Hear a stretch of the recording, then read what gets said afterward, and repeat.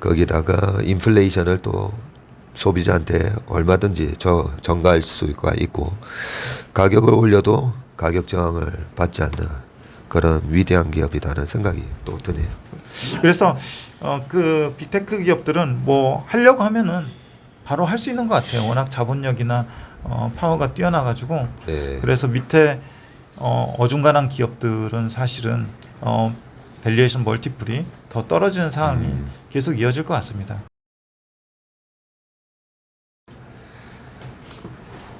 최일호 상무가 풀어주는 미국 시장 이야기 채플미 오늘 7월 29일 금요일 순서입니다. 어젯밤에는 GDP가 발표가 됐어요. GDP 발표됐습니다. 네. 우리 최 상무께서는 GDP가 마이너스 안 날 것 같다라고 어제 얘기하셨는데. 예, 마이너스 안 날 것 같다고 얘기를 했는데. 왜 그렇게 생각하셨어요? 왜 애틀란타 연준에서는 마이너스를 그렇게 찝어줬는데. 그렇게 생각을 했었는데. 네.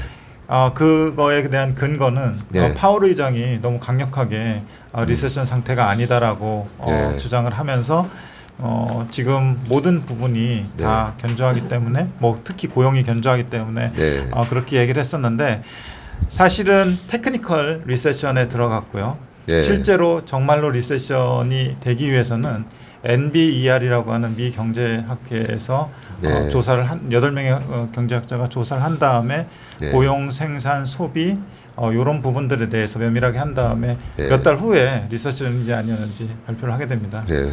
우리 최 상무나 저나 뭐 이렇게 정치 쪽에 좀 관심이 없다 보니까 자넷 옐런이나 예. 제롬 파월이나 이런 사람들은 내가 재임하면서 리세션이 왔다. 예. 이걸 인정하기 싫을 거 아니에요. 예, 그래서 그 데이터는 2분기 연속 마이너스 났지만 리세션 아니다라고 계속 우기는 거죠. 그래서 그 앞에 이제 가로가 있었을 것 같아요. 네. 테크니컬 리세션이지만 네. 다른 부분을 감안해 볼 때 실질적인 리세션은 네. 아니다. 이렇게 네. 얘기했으려고 했던 것 같아요. 데이터는 나오지만 이거 리세션 아니야. 예, 맞습니다. 우기는 거다라고 생각을 해요. 그래서 저는 애틀란타 연준에서 그 GDP 나오잖아요. 계속 이래 체크를 하면서 해줬기 때문에 근데 생각보다는 뭐 마이너스 2.1도 예상하고 1.5도 갔다가 1.2도 갔다 했는데 마이너스 0.9 마이너스 0.9인데요. 엄밀히 말하면 그건 일단 이제 QOQ로 연율화한 실질 GDP 증가율이고요. 실제로 어떤 식이냐면은 명목은 5%가 나왔는데 예. 인플레이션이 6%가 나왔기 때문에 마이너스 1% 가까이 그 실질 증가율은 감소된 그런 식으로 이해하면 될 것 같습니다. 명목은 그러면 플러스예요? 명목은 당연히 플러스죠. 왜냐하면 명목에다가 인플레이션을 감안한 게 실질이잖아요. 예. 그러니까 명목보다 인플레이션이 더 셌기 때문에 실질은 마이너스가 나는 거죠. 1분기 때도 그랬었고요. 예. 그렇군요. 그렇다면 뭐 인플레이션을 뭐 빼줬었기 때문에 그런 부분이 있었던 거군요. 네. 그리고 어제도 보면 미국 빅테크 기업들 또 실적이 많이 발표가 나오는데, 네.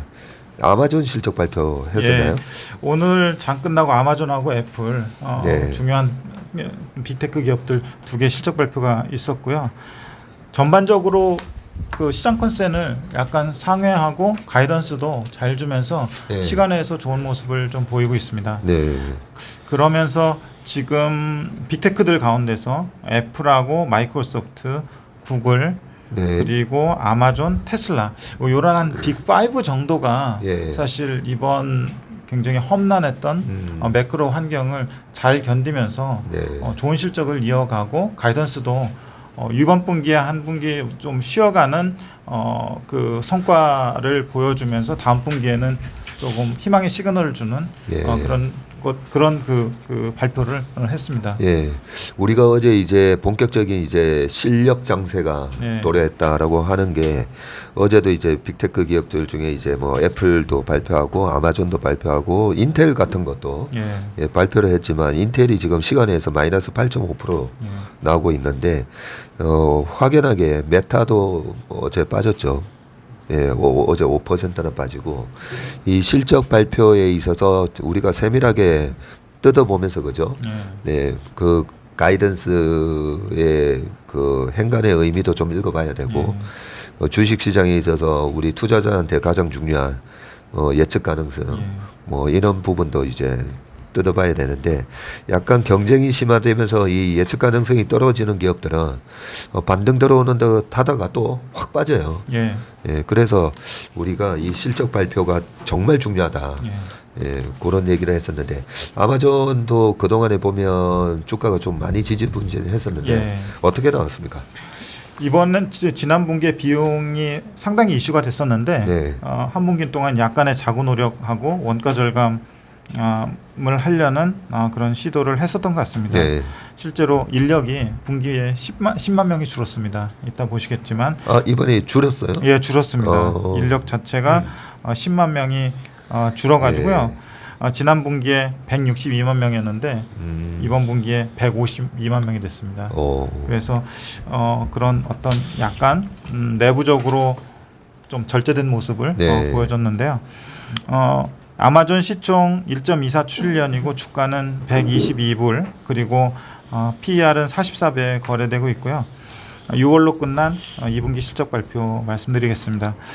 매출은 121빌리언이 나왔고 컨센이 119빌리언이었는데 컨센보다 좀 더 잘 나왔고 환율 효과로 인해서 3.6빌리언을 좀 손해를 봤대요. 그래서 그걸 제거할 때 YOY로 10%의 매출 성장을 기록을 했다라고 얘기를 하고 있습니다.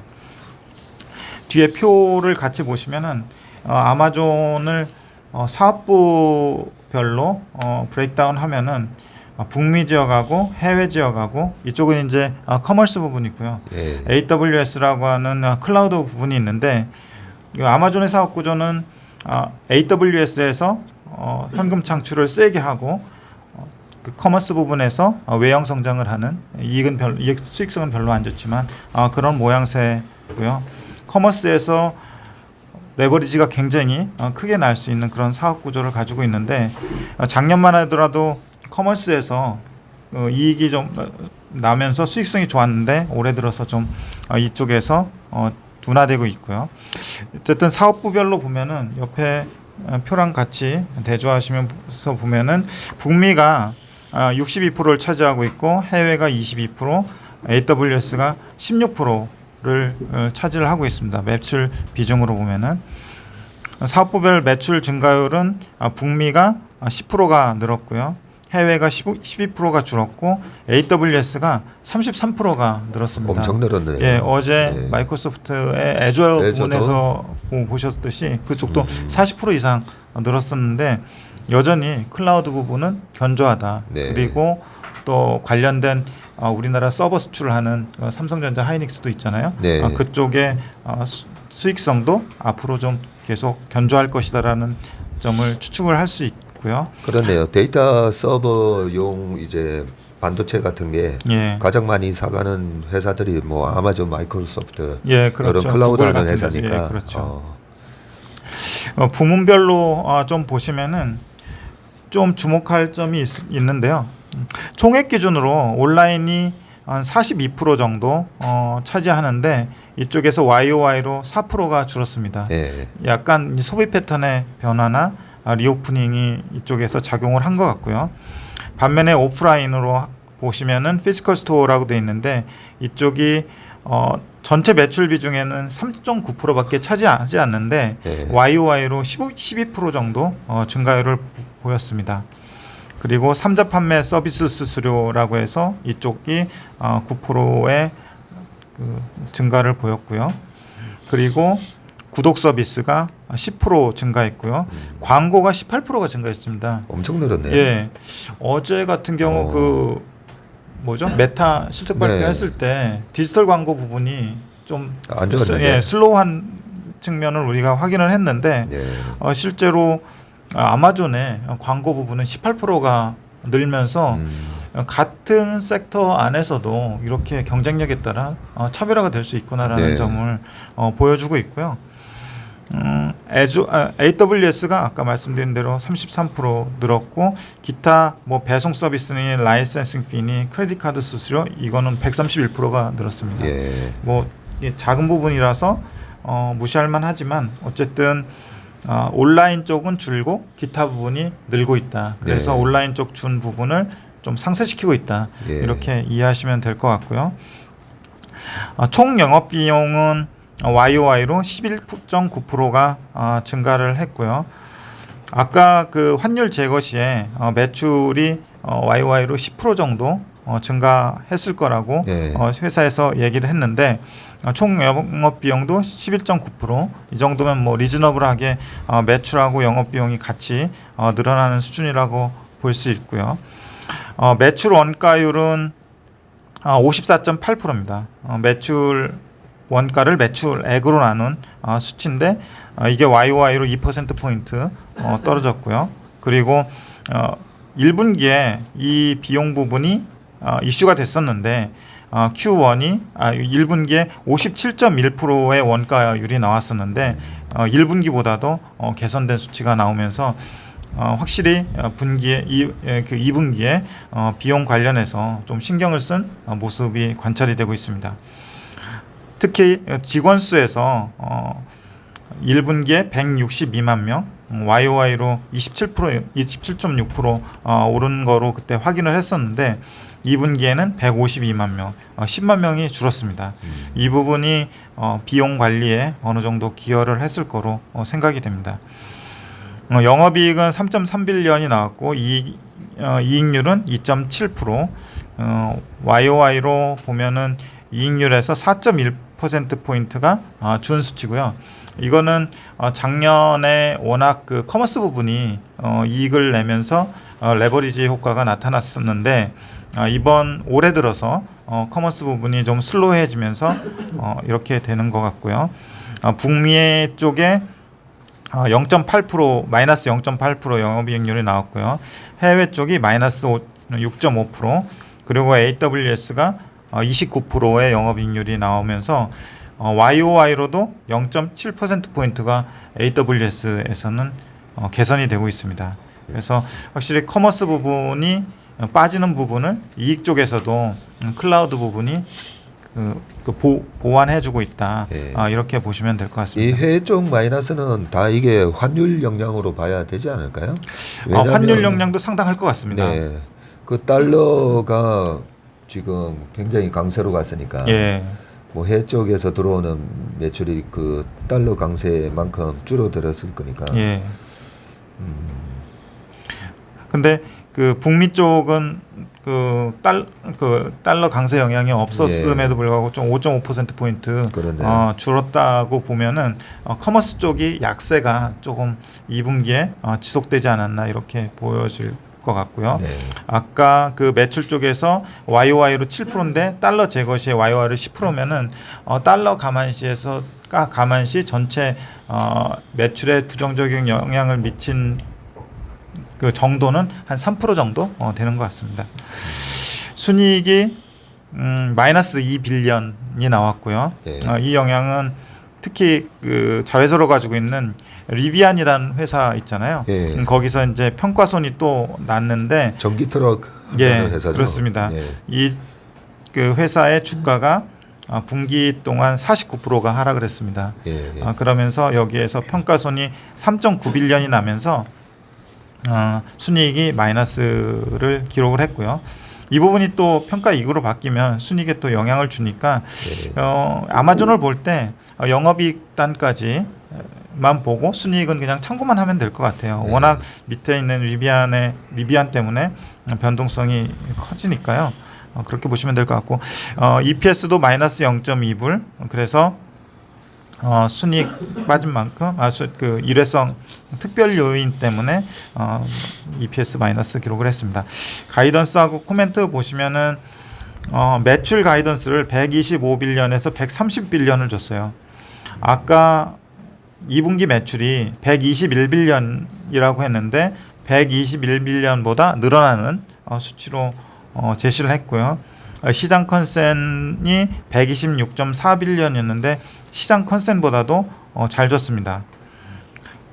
그래서 어쨌든 그 2분기 자체로 보면은 비용을 약간 좀 축소하면서 좀 쉬어가는 분기 라고 보시면 될 것 같고 3분기, 4분기로 가면서 성수기로 또 진입을 하잖아요.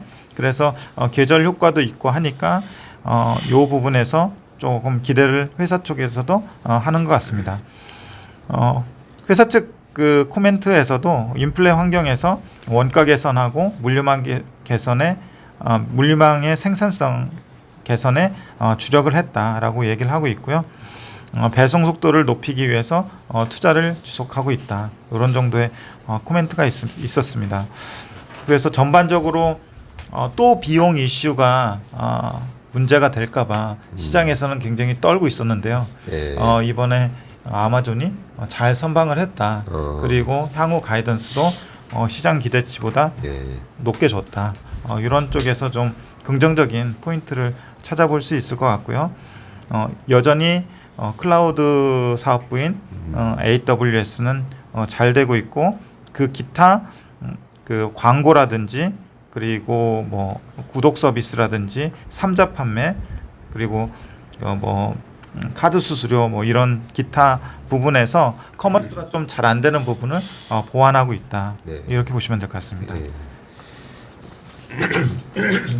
그러면 실적 발표 후에 지금 시간에서 13%나 오르는 거는 이번 2분기가 이제 바닥이었다. 이익 단어로 보면 저는 그렇게 생각합니다. 그리고 주가 뭐 주식 시장이 좀 분위기가 괜찮아지면 리비안이나 이런 쪽도 주가가 올라가게 될 거니까 순익단도 좀 이거보다는 좀 개선될 것 같고요.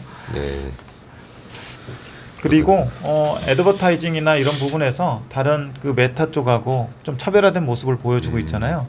그래서 과거에 그 그냥 커머스 부분에 의존하던 거에서 좀 벗어나가지고 약간 다각화 노력이나 비용 절감 노력, 원가 개선 노력 이런 것도 좀 하고 있다. 그래서 그 빅테크 기업들은 뭐 하려고 하면은 바로 할 수 있는 것 같아요. 워낙 자본력이나 파워가 뛰어나가지고 그래서 밑에 어중간한 기업들은 사실은 밸류에이션 멀티플이 더 떨어지는 상황이 계속 이어질 것 같습니다. 네, 알겠습니다. 그 다음에 애플 어떻게 됐죠? 애플도 실적 발표했는데 애플도 선방한 실적을 발표를 했고요. 또 코멘트 상으로도 가이던스는 안 줬지만 앞으로 좋아질 것 같다라는 코멘트를 직접 CEO가 했습니다. 시총이 2.5 트릴리언이고요. 주가 157불이고 PER이 24배에 거래되고 있는데 이 회사 그 회계 기간이 좀 달라서 6월 25일 대충 6월 말로 끝난 회계 기간이 그 22년 3Q로 됩니다. 그러니까 피스컬 이어로요. 3개월 기간이니까 뭐 다른 거는 큰 차이가 없고요. 매출은 83빌리언을 기록을 했고 컨센이 82.8빌리언이었습니다. YOY로 적지만 2% 정도의 매출 증가가 있었고요. 아이폰이 이 회사 전체 매출의 한 절반 좀 안 되는 그 비중을 차지하는데 아이폰이 40.7빌리언 나오면서 YOY로 3% 늘었고요. 그 아이폰 13이 지금 수요가 견조한데 회사 측에서는 아이폰 14가 그 9월 출시 예정인데 사실 그 상식적으로 사람들이 아이폰 14가 9월에 나오기 때문에 그 전 모델인 아이폰 13은 수요가 좀 둔화될 것 같은데 그럼에도 불구하고 수요가 좋았다라고 회사에서 얘기를 하고 있습니다. 그리고 맥 컴퓨터, 맥북 7.4빌리언이 나왔고 컨센보다 좀 덜 나왔는데 YOY로 10% 빠졌습니다. 이 부분하고 아이패드 그리고 7.2빌리언 비슷한 매출 규모를 가지고 있는데 YOY로 역시 아이패드도 2% 빠졌는데 이유는 공급망 차질하고 강달러 영향이다. 공급망 차질은 특히 배송기간 지연하고 부품 부족이었다. 이런 얘기를 좀 하고 있어서 이 부분 그 서플라이 체인의 개선이 있으면 이 부분도 충분히 회복할 거라고 생각을 하고요. 기타 웨어러블하고 액세서리 이 부분은 8.1빌리언으로 YI로 8%가 빠졌습니다. 그리고 서비스 부분이 애플이 한 20% 조금 넘는 비중인데 19.6빌리언이 나왔고요. 컨센이 19.7인데 컨센보다 약간 덜 나왔는데 YOY로 12%가 늘었고요. 전년 동기에는 27%가 늘었었고 지난 분기에는 17%가 늘었는데 증가율로 보면은 조금 지금 둔화 추세긴 합니다.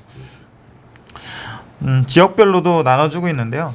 같이 나눠준 다른 자료 같이 보시면은 지역별로 중국이 중요하기 때문에 중국이 18% 정도 차지하고 있고 여기서는 범중국으로 분류를 하는데 중국 본토하고 대만, 홍콩 14.6빌리언 달러가 나왔고 YOY로 1%가 줄었습니다. 그러니까 중국 락다운 영향을 받았지만 매출이 1%밖에 안 주는 거는 굉장히 선방한 거라고 보시면 될 것 같고요. 기타 지역이 6.2빌리언 나왔는데 YOY로 14%가 증가한 수치로 나왔습니다. 매출 총이익률이 43.26% 나왔는데 컨센이 42.6%였고 내부 가이던스가 42에서 43%였는데 시장 컨센 또는 내부 가이던스를 상회하는 동시에 상회하는 매출 총이익률을 기록을 해서 수익성에 여전히 문제가 없고 좋다라고 볼 수 있겠고요. 영업비용이 12.8빌리언 YOY로 15.1%가 늘었고요. 영업이익이 아까 매출이 이제 그 2% 늘었는데 영업비용이 총 영업비용이 15% 늘었으니까 영업이익은 23.1빌리언으로 YOY로 4.3%가 빠졌고 이익률은 1.8%포인트 좀 빠져서 27.8%를 기록했습니다. 그래도 대단한 영업이익률이죠. 이 큰 시총 1위의 큰 규모를 가진 회사가 거의 30% 가까운 영업이익률을 계속 유지한다는 게 정말로 독보적이라고 할 수 있겠는데요. 어쨌든 계속 그 성장성은 약간 한 분기 쉬어가는 분기라고 했지만 수익성은 그대로 유지하고 있다. 거의 그대로 유지하고 있다라는 점을 좀 평가하고 싶고요. 대체로 제조업 보면은 영업이익으로 돈 벌어서 이자 내잖아요. 근데 이 회사의 기타 손익을 보시면은 기타 손익이 플러스로 되어 있습니다. 플러스로 되어 있는 이유는 제가 좀 강조를 하기 위해서 가져왔는데 두 번째 장인가요? 어디 있지? 여기 있네요.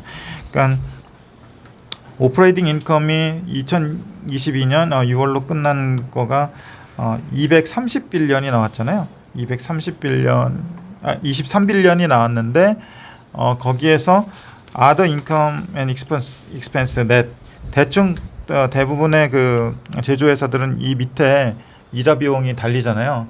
이 회사는 이자 비용이 없습니다. 왜냐하면 이자부 부채하고 이자 지급 부채하고 이자를 받는 금융 자산을 보면은 금융 자산에서 얻어들이는 배당 수익이나 이자 수익이 금융 부채에서 나가는 이자 부익보다 많아요. 그래요? 예. 그래서 이 회사 재무제표를 보면은 얼핏 우리가 부채 비율 계산할 때 자기자본분의 총부채로 하잖아요. 자기자본분의 총부채가 500% 정도 나오거든요. 근데 그 부채 구조를 보면은 거의 다 영업 부채고요. 그 이자가 나가는 금융 부채는 얼마 안 됩니다.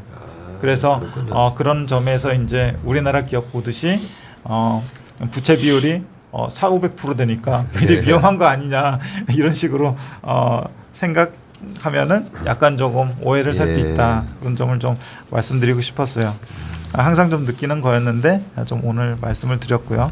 그리고 또 이 회사가